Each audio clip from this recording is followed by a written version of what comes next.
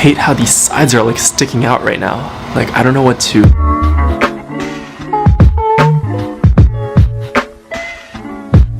If you watch my videos or if you follow my Instagram, you might have seen that recently I've been really mixing up like serious content with things that are more like just very lighthearted. And the reason I do this is actually the reason why I do every single thing that I do, and it's the foundational piece of philosophy that I have inside of me. That was some really weird phrasing, but you get the point. And it is, I try to look at the world the way that it is, not the way that I want it to be. And this is so key for me because, it's really easy as human beings to kind of believe what we want to believe. But I think it's important to realize that the world works a certain way. So for example, social media. The reason I do social media at all, and the reason I do it the way I do it, is because I am trying to look at the world the way that it actually is, not the way that I want it to be. See, I would love to be able to change the world without being on social media, but I recognize at the same time that social media is how so much of the world communicates now, and so many people are on social media, and on top of that, they're there like when I can't reach them in other ways, like literally, like people are on Instagram at like midnight, and if I post something on Instagram at midnight, I can literally have a conversation with someone at midnight. I mean, and not just with one person, with like 50 people at once. I mean, like the possibilities that open up with social media are huge. So I have to recognize that, and that is why I do social media. And if you follow me, like recently, you would have seen that I try to mix up serious content and more lighthearted content, and I got this idea from really multiple things, but really the foundation of it is understanding how feeds work on social media. And if we look at the way that Instagram works, if we look at the way that Facebook works, we have to understand that the only asset they have is our attention. Meaning that if we stop going on Instagram, if we stop going on Facebook, then they don't have a business anymore. They have to keep us there, and so they have to make the platforms in such a way that we actually enjoy being on them. What does this mean? This means that when Instagram shows you content, they're going to try to show you content that you want to see, and they record everything. So for example, if you're scrolling through your feed and for some reason, say you see my post, but you're always like skipping my posts, Instagram knows exactly how long you spend on each post, by the way.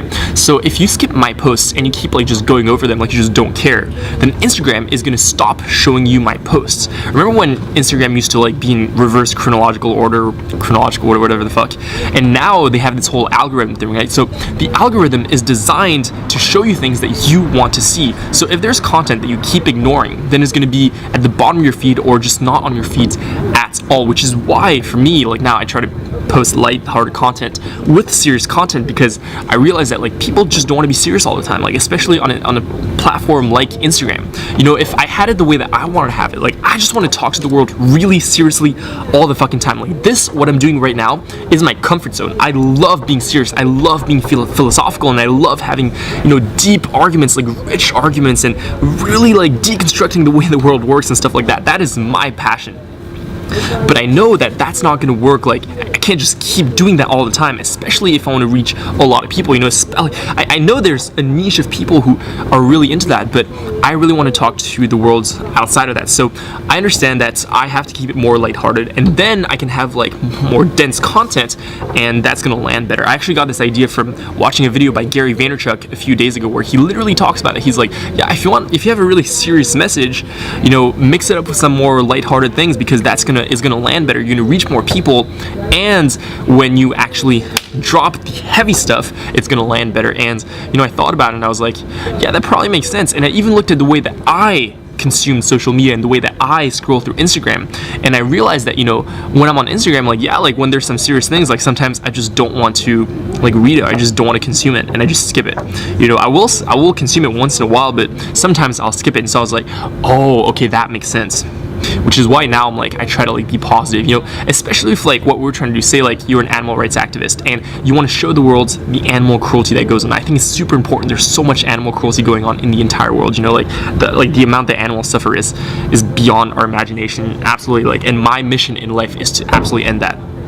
However, like I also realize that it produces a negative emotion in people, right? When you see like say like some chickens being like at a factory farm, I mean, it's really heartbreaking. So that's not something that we always want to go through. You know, we like feeling positive, we like feeling positive emotions, which is why now, like, I'm really trying to make it so that when you watch what I'm producing, when you like see my Instagram story, when you see my posts or my videos, you get some sort of positive emotion from that. Either it's uplifting, it's empowering, it's inspiring, you know, whatever it is, but I really want it to be like more positive because I really think it's going to reach more people. And I also think that positivity is something that's like missing in the world in general. And I think that, you know, that's something I learned from Gary Vaynerchuk also.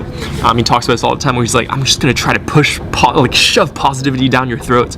And so it's like, that is actually really cool. And so, you know, that's what really I'm trying to do and make it so it's not about what I want to say. I'm really trying to make it about, you know, how can I bring you value? How can I bring my audience value? So really to wrap this up, I really think we should be questioning ourselves at all times, always question what we believe, always question where those beliefs come from, really trying to look at the world the way that it is, not the way that we want it to be. I think it's such a key framework for life, you know, and I mean that it's literally why I'm vegan. Like, I never thought I'd be vegan, but then I looked at how the animal agriculture industry works and how, you know, it's such a horrible, cruel industry, and that is literally why I'm vegan, because I looked at the world the way that it is, not the way that I wanted to be. And by the way, I'm still open to being wrong about that. You know, I did a lot of research, but I'm always open to being wrong. I think one of the most dangerous things we can do is never be open to being wrong and, you know, not being open to change. I think we should always be open to change and always be open to being wrong, no matter how much we believe in what we believe. So, you know, that's kind of where I come from, and